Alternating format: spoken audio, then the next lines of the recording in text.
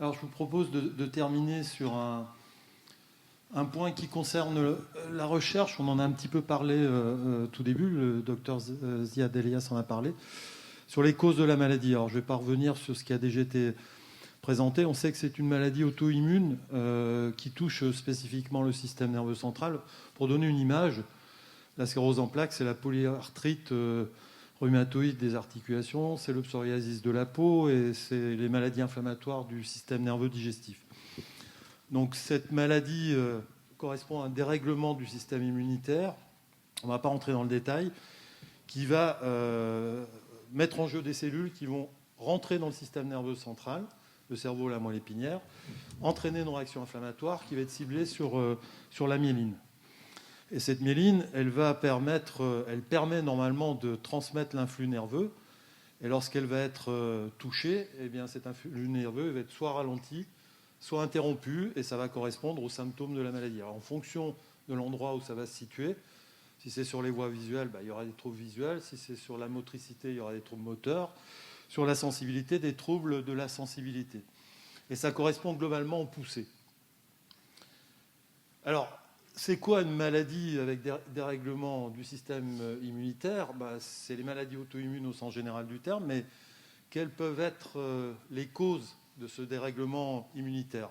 Alors c'est vrai, encore une fois, pour la polyarthrite, c'est vrai pour le diabète d'ailleurs, c'est vrai aussi pour le psoriasis. C'est une association de deux grands facteurs. Le premier, c'est des facteurs dits de susceptibilité génétique, c'est les facteurs internes qui sont liés à ce qu'on est.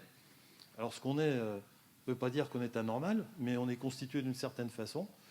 Et puis des facteurs d'environnement qui sont des facteurs externes. On va voir que c'est très compliqué d'essayer de trouver un facteur environnemental qui pourrait expliquer, sur un terrain prédisposé, de déclencher une réaction anormale. Et l'association des deux, c'est ce qu'on suspecte dans toutes les maladies auto-immunes. Alors, dans la sclérose en plaques, on a quand même un certain nombre d'arguments. Pour la génétique, il y a un petit pourcentage de formes familiales, c'est-à-dire plusieurs cas de sclérose en plaques dans une même famille. Et vous voyez, 10-15%, donc c'est très faible sur une maladie qui est déjà plutôt rare. Lorsque une personne est atteinte de sclérose en plaques dans une famille donnée, les apparentés, soit au niveau horizontal, les frères et sœurs, soit vertical, les enfants, cousins, etc., ont un risque augmenté de... Ça, c'est pas la peine de me mettre en grand. Adil, ça n'a pas beaucoup d'importance. C'est un risque. En plus, c'est risqué. Ouais. Donc, lorsqu'on a quelqu'un de sa famille, pour faire simple, atteint de sclérose en plaques, le risque est augmenté de 30 à 40 fois pour les apparentés de déclencher la maladie. Mais n'oublions pas que c'est une maladie rare. Donc, cette augmentation du risque, il est tout petit, même si le 30 à 40 vous paraît très important. Et on sait que ce n'est pas une maladie génétique parce que lorsqu'une personne atteinte de sclérose en plaques a un jumeau, faux jumeau, vrai jumeau, pardon, ce qu'on appelle monozygote, le risque pour le deuxième, c'est 25%. Par contre, lorsque le jumeau est faux, c'est 3%. Donc ça ne correspond pas à une transmission héréditaire classique où vous savez c'est 25, 50, 75 ou 100%. Et puis le dernier argument, on connaît des gènes de prédisposition, c'est-à-dire des gènes qui vont faire que si on dispose de ces gènes-là, on a plus de chances, de malchance, mais de chances statistiques de déclencher une sclérose en plaques. On va en reparler. Pour l'environnement, ça a été dit tout à l'heure, il y a un critère qui est très fort et qu'on connaît depuis très longtemps. Cette maladie n'existe pas partout. Elle existe principalement au nord de l'équateur, c'est-à-dire dans des pays tempérés mais plutôt froids, où la prévalence, vous voyez ce qui est en rouge, est très importante versus une prévalence qui est beaucoup plus basse, c'est-à-dire le nombre de cas en fait, de sclérose en plaques, qui est beaucoup plus bas dans les pays qui sont plutôt chauds. Et puis il y a un autre argument un peu plus récent, mais qui est bien connu des Français, c'est les études de migration de population. Et on a un exemple très précis entre la France. On a un ingénieur qui commence un peu à fatiguer. Voilà, fatigué, on va dire ça. Non, dit-il, c'est un problème de réseau.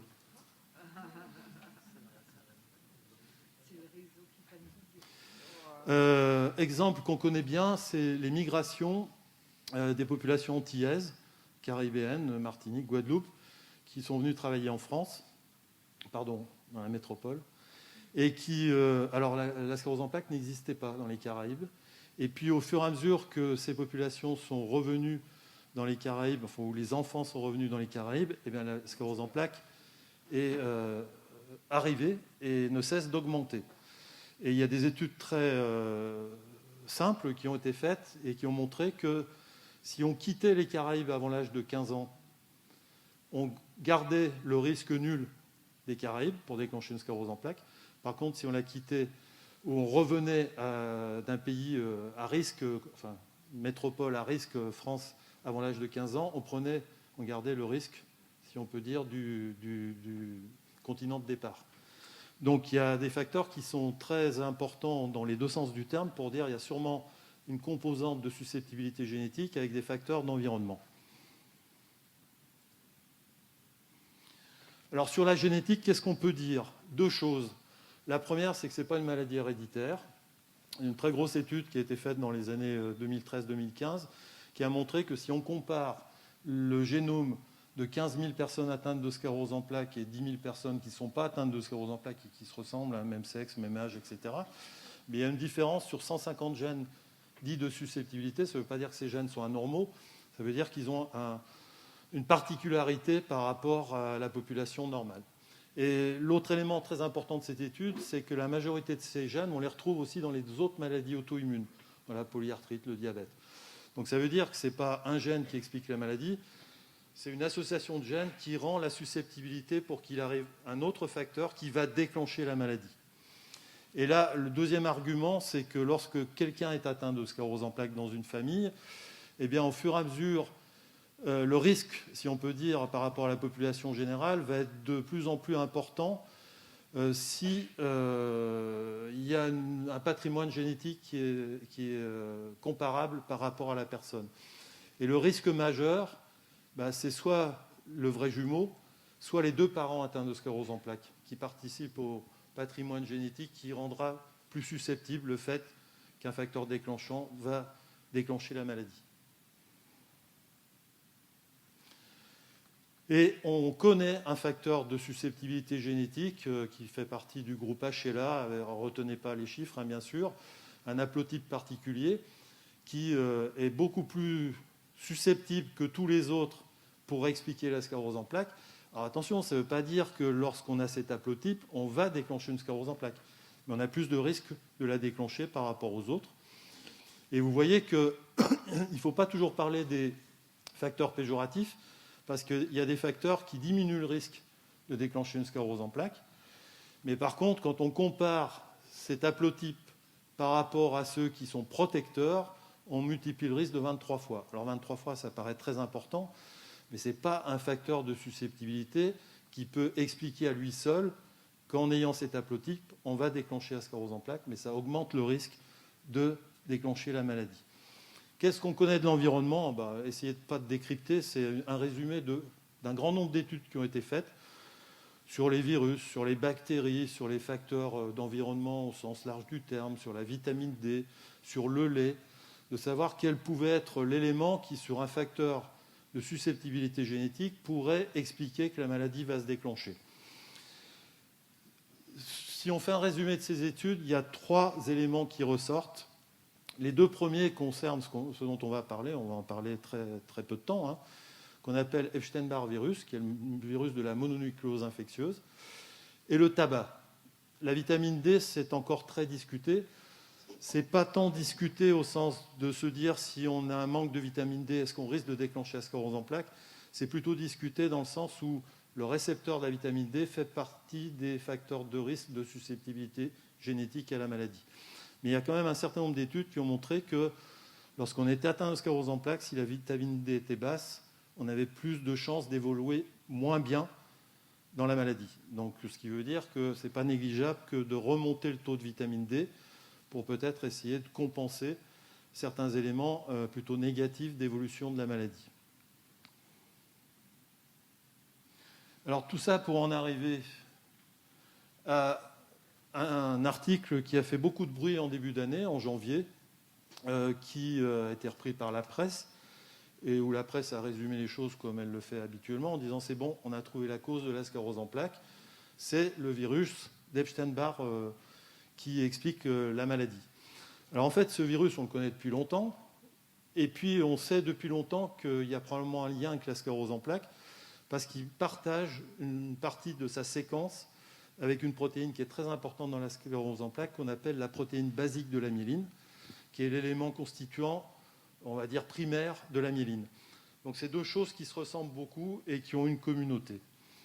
Alors, quels sont les messages de cette étude ? D'abord, c'est une très, très grosse étude, comme seuls les Américains sont capables de faire. Ils ont suivi 10 millions de personnes qui rentraient dans l'armée pendant 20 ans en faisant des prises de sang régulières. Alors, ils n'ont pas fait des prises de sang pour chercher Epstein-Barr virus. Il faut savoir que dans l'armée américaine, quand vous rentrez, il y a un dépistage du HIV qui est refait régulièrement au fur et à mesure de votre service militaire ou de votre temps. Hein ? De votre engagement. Voilà, je ne suis pas très habitué avec l'armée. Pendant votre engagement. Donc, ils ont suivi 10 millions de personnes pendant 20 ans. Dans ces 10 millions de personnes, vous voyez que près de 1000 personnes ont déclaré une sclérose en plaques. Et ils ont fait des prises de sang régulières avec des groupes témoins, c'est-à-dire des personnes qui ont été suivies de la même façon et qui ne déclenchaient pas de sclérose en plaques. Alors, ils ont fait plein de choses et ils ont, ce qui nous intéresse, fait des sérologies Epstein-Barr virus régulières, des sérologies d'autres virus, notamment le cytomégalovirus, qui est aussi un virus du groupe herpès, comme l'Epstein-Barr virus. Ils ont fait d'autres dosages plus compliqués sur les viromes, et puis on va en parler, les neurofilaments. On en dira un mot tout à l'heure. Donc ils ont suivi ça très régulièrement. Vous voyez que c'est des patients jeunes qui ont, pour 2/3 moins de 30 ans, qui sont répartis de façon assez habituelle. Alors les Américains ont toujours ce grand défaut de dire, mais parce que c'est leur culture et puis aussi les habitudes du pays, de discriminer les choses en race blanche, noire, sud-américaine. Premier résultat important, c'est le rôle d'Epstein-Barr virus, notamment chez les patients qui ont déclaré la sclérose en plaques pendant ce suivi. Et il y a une chose très importante, il y avait 35 patients atteints de sclérose en plaques qui étaient négatifs à Epstein-Barr virus lorsqu'ils ont eu le premier prélèvement, qui ont déclenché leur maladie après. Et quand on regarde les résultats, ils ont un taux d'anticorps contre Epstein-Barr virus qui est beaucoup plus élevé que les personnes qui ne déclenchent pas de sclérose en plaques. Donc, premier résultat important.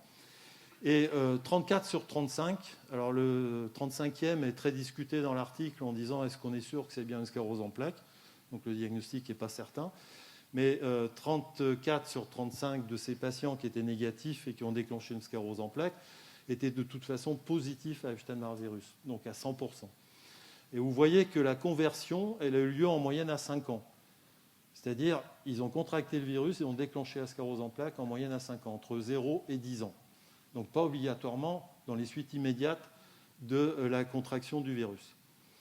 Et quand on regarde ce que ça représente en termes de risque, quand on compare ceux qui ont déclenché une sclérose en plaques versus ceux qui ne l'ont pas déclenché, alors qu'ils étaient Epstein-Barr virus positifs, le risque il est multiplié par 32.